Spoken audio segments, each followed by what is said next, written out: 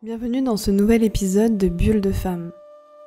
Pour toi qui ne me connais pas, je suis Clara, professeure de yoga et guide holistique. J'accompagne les femmes à mieux vivre leur cycle menstruel, leur grossesse, ainsi qu'à mieux appréhender leurs émotions. Je t'aide également à rétablir ton hygiène de vie globale selon l'Ayurveda. Avant de commencer cet épisode, nous sommes le 6 janvier et je tiens à te souhaiter une merveilleuse année 2023, qu'elle soit riche de bienveillance, d'amour, de projets qui se réalisent et d'une bonne santé physique, mentale, émotionnelle et spirituelle.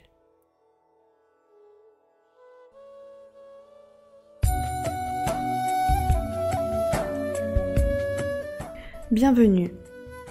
Dans quoi ? Bulle de Femme. C'est le podcast pour elles, à travers des pratiques holistiques et spirituelles.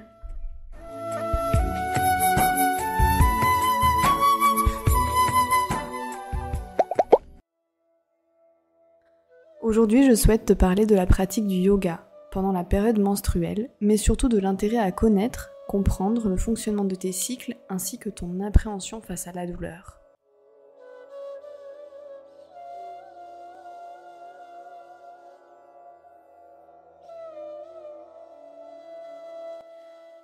Il m'est arrivé de culpabiliser de vouloir ne rien faire pendant cette période. Quand je dis rien, c'est rien, si ce n'est dormir, manger et renouveler. Ce sentiment de culpabilité revenait souvent, et oui, tous les mois. Dans nos sociétés, il est mal vu de se plaindre ou encore de ne rien faire. On passe vite pour des feignasses. Ça te parle à toi aussi ?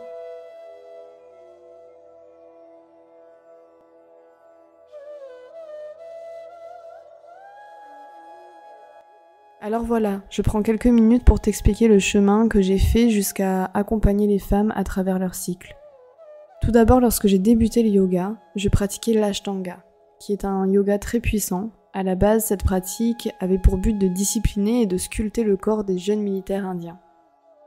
Alors bien sûr, quand tu es une femme et qu'arrive ta période de règles, eh bien c'est pas vécu de la meilleure des façons.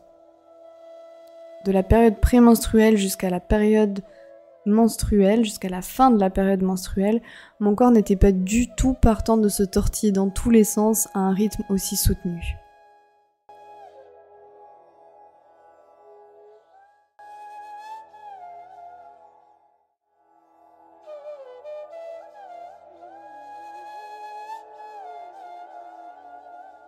Le yoga est une philosophie de vie, et un de ses premiers enseignements est la non-violence. La non-violence envers soi-même, puis envers les autres. Je me suis penchée sur la femme que je suis, puis informée sur les autres femmes et leur façon de vivre leur cycle menstruel. Et pour être honnête, c'est en majeure partie du temps un discours pessimiste, un événement méprisé, trop souvent subi et mal vécu par les femmes.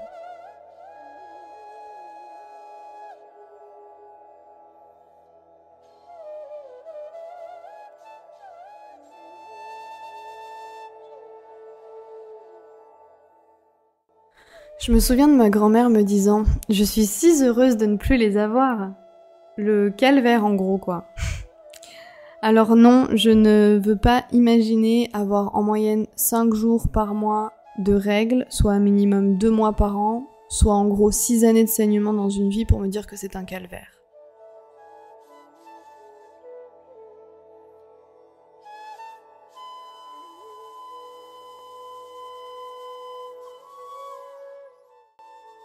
En Ayurveda, la plupart des médecins recommandent de ne pas pratiquer le yoga les 3 premiers jours de règles, pour laisser à l'énergie du corps faire son processus d'évacuation naturelle.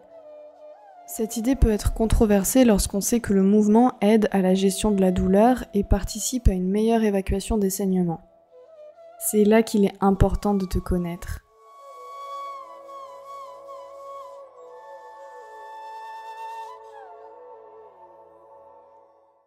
Comme tu le sais peut-être, ton meilleur médecin, c'est toi-même. Avoir tes règles à la base n'est pas une maladie.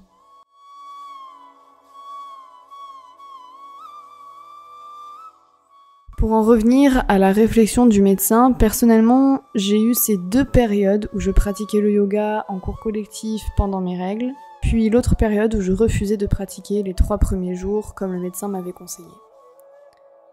Enfin, j'ai décidé de me faire confiance à mon instinct, à mon corps et à mes besoins. Je te donne un exemple. Mes dernières règles remontent au 1er janvier 2023. Nouvelle année, nouveau cycle. Personnellement, j'adore. Le premier jour a été compliqué car les crampes étaient très rapprochées et j'ai eu peu de moments de répit. Le second jour, les crampes étaient espacées de 2 à 3 heures, ce qui m'a laissé beaucoup plus de temps pour voir ce que je me sentais de faire. Les étirements de la région pelvienne m'apportent de la détente musculaire, j'ai donc opté pour une pratique de yoga en douceur avec des postures adaptées. L'idée est d'activer la circulation sanguine au niveau ovarien afin de décongestionner et de permettre une évacuation plus fluide.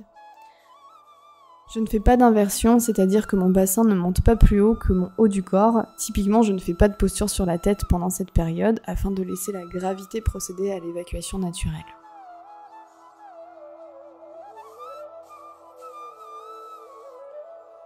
J'accompagne ma pratique avec des temps de respiration profonde et plus longues. Et durant la journée, lorsque je ne fais pas de posture de yoga, je sais que la respiration abdominale m'aide à gérer les douleurs liées aux crampes, et ça, je le pratique à n'importe quel moment de la journée.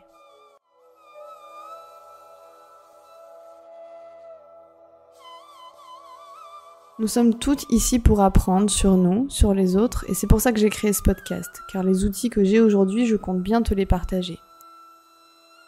N'oublie pas que dans la vie, tout est mouvement perpétuel. Tes règles sont peut-être douloureuses aujourd'hui, mais elles peuvent être indolores demain, comme à l'inverse. C'est aussi pour ça qu'il est important de prendre en considération ton environnement, ta relation au stress, à tes émotions et à ton alimentation, bien sûr.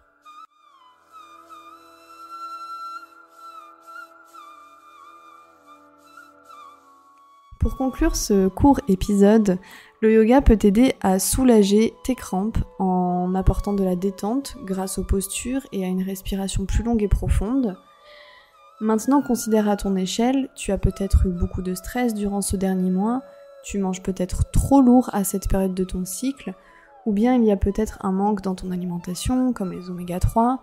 Bref, l'investigation en vaut la chandelle, car personnellement, depuis que je me suis penchée sur mes cycles, tout a pris beaucoup plus de sens dans ma vie.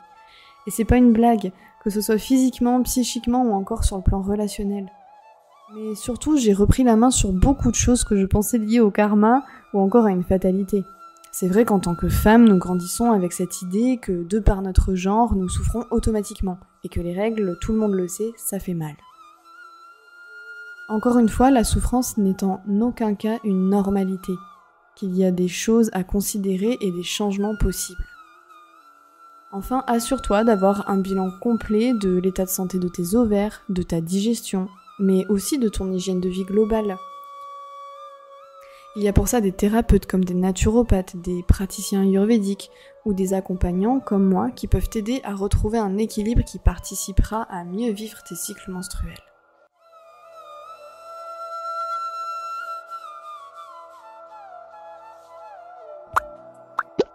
Je vous remercie pour votre écoute et si vous aimez les étoiles, sachez que lorsque vous en sélectionnez, le podcast se fera connaître plus facilement auprès des femmes.